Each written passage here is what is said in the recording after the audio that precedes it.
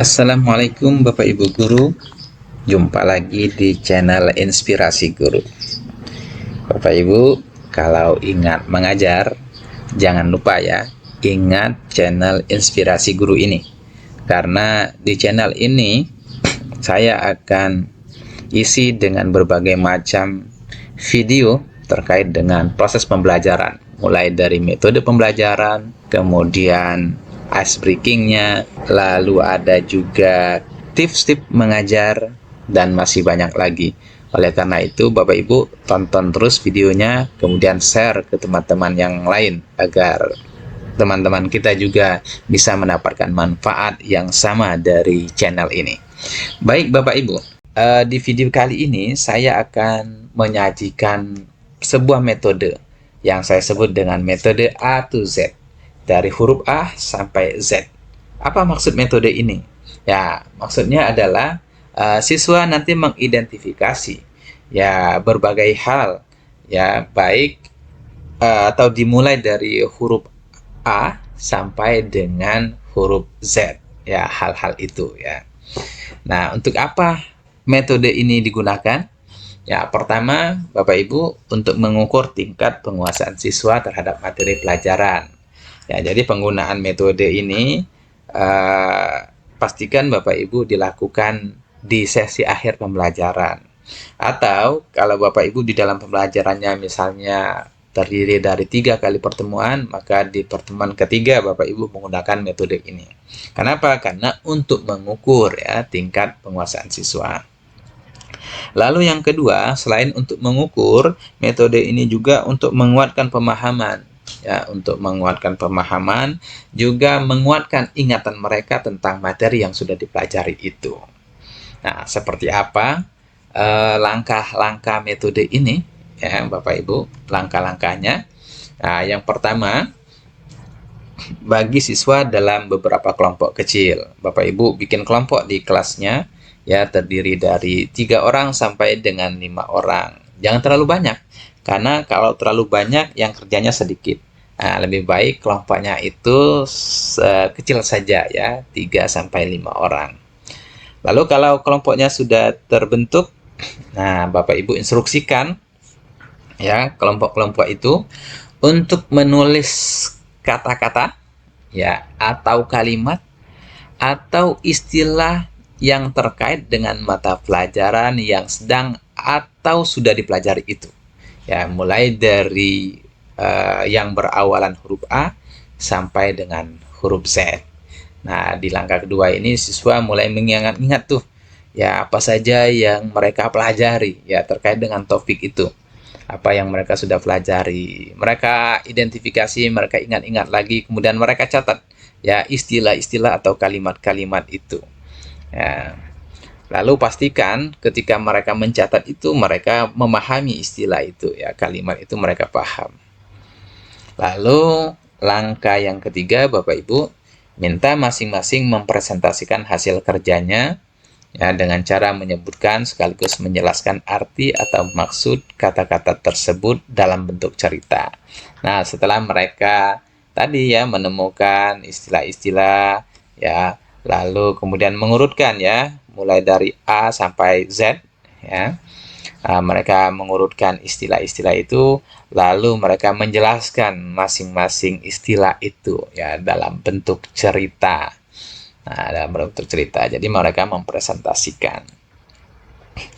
Lalu Bapak Ibu supaya menarik nih ya, ketika mereka mempresentasikan ya supaya menarik ya, presenter atau yang menceritakan itu diminta untuk menghubungkan antar satu kata ke kata berikutnya. Jadi ada keterhubungan ya, ada keterhubungan baik keterhubungan itu memang ada kaitannya ya, masuk akal logis maupun tidak ya.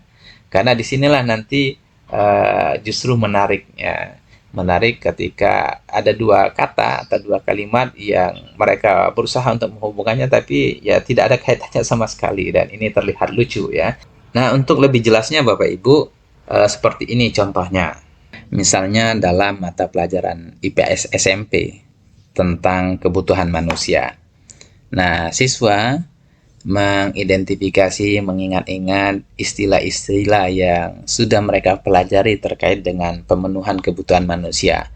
Dan ternyata Bapak Ibu siswa menemukan 5 istilah. Jadi meskipun A to Z nama metodenya tidak mesti terpenuhi semua ya huruf-hurufnya, misalnya A, kemudian B, C. Kalau tidak ada ya lewatkan saja. Jadi misalnya kalau di tentang kebutuhan manusia ini siswa hanya menemukan ini, atau memang yang sudah dipelajari hanya kelima istilah ini. Ya, misalnya huruf J, jasmani, kebutuhan jasmani maksudnya, kemudian P, kebutuhan primer, lalu R, rohani, kemudian S, sekunder, dan T, tersier. Nah, huruf-huruf ini ya sebagaimana sebutan metodenya A atau Z, maka kita urutkan ya. Urutkan hurufnya ya sesuai dengan urutan huruf di abjad itu. Jadi karena itu jadi di sini J, P, R, S, dan T. Nah, ini hasil temuan dari kelompok-kelompok ya, kelompok-kelompok siswa tadi. Nah, selanjutnya siswa atau masing-masing kelompok tadi ya mempresentasikan hasilnya ya di depan kelas. Ya, kalau istilahnya banyak, misalnya temuan mereka, itu mungkin bisa bergantian ya yang menyampaikannya. Tapi kalau hanya sedikit, mungkin cukup satu orang saja yang mempresentasikannya. Nah, supaya menarik tadi ya, mempresentasikannya itu istilah-istilah ini dirangkai dalam bentuk cerita ya. Dirangkai dalam bentuk cerita, dan usahakan istilah yang pertama dengan yang kedua itu dikaitkan. Ya, dikaitkan dengan kata-kata. Nah, ini memang sangat cocok sekali untuk mata pelajaran bahasa ya, baik bahasa Indonesia, bahasa Arab maupun bahasa Inggris. Meskipun mata pelajaran yang lain juga ya cocok ya. Nah, untuk merangkaikannya misalnya begini ya, siswa mempresentasikannya. Teman-teman, hasil dari kerja kelompok kami menemukan ada 5 istilah. Yang pertama, kebutuhan jasmani. Ya, kebutuhan jasmani ini adalah kebutuhan pokok yang harus dipenuhi. Sesuai dengan katanya, jasmani adalah tubuh, maka kebutuhan ini terkait dengan kebutuhan yang diperlukan oleh tubuh kita. Misalnya minum, ya makan, mandi, kemudian tidur. Ya, itu kebutuhan tubuh kita ya, kebutuhan jasmani kita. Nah, kebutuhan jasmani ini adalah bagian dari kebutuhan primer. Ya, kebutuhan primer itu teman-teman sekalian adalah kebutuhan pokok. Nah, misalnya tadi ya makan itu kebutuhan pokok ya. Minum kebutuhan pokok yang harus terpenuhi di dalam diri kita. Nah, tapi jangan lupa bahwa manusia itu tidak hanya terdiri dari jasmani sehingga kebutuhan pokoknya kita penuhi, tetapi juga manusia terdiri dari rohani yang juga punya kebutuhan. Apa kebutuhan rohani itu?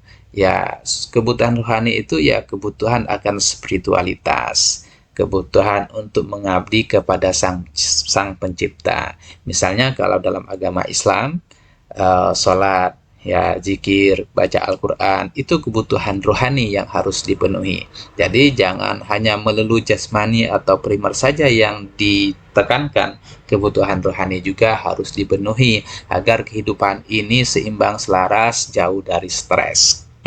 Nah, kalau sudah terpenuhi ketiga kebutuhan ini, kita boleh memenuhi kebutuhan sekunder. Kebutuhan sekunder itu ya kebutuhan tambahan yang kalau yang pokok tadi sudah terpenuhi, maka kita bisa memenuhi kebutuhan tambahan seperti tempat tinggal. Dalam rumah kita pengen nonton TV misalnya kan, pengen minum air yang dingin, ya ada kulkasnya. Kemudian pengen berkomunikasi dengan tetangga melalui HP misalnya. Nah, itu kebutuhan tambahan ya. Itu juga perlu kita penuhi sesuai dengan kemampuan ya. Nah, kalau kita punya uang yang banyak, ya punya uang yang berlebih, maka biasanya ya kita atau orang-orang yang punya kelebihan itu biasanya memenuhi kebutuhan yang terakhir yang disebut dengan kebutuhan tersier. Kebutuhan akan barang-barang mewah, ya Intan Permata, kalau jamnya yang mahal, kalau mobilnya mobil yang mahal, ya kan? Karena mereka memang memiliki kelebihan dalam hal harta. Nah, demikian presentasi kami dari kelompok 1. Terima kasih. Nah, seperti itu Bapak Ibu contoh penerapan metode A to Z ini. Nantikan video inspirasi guru selanjutnya.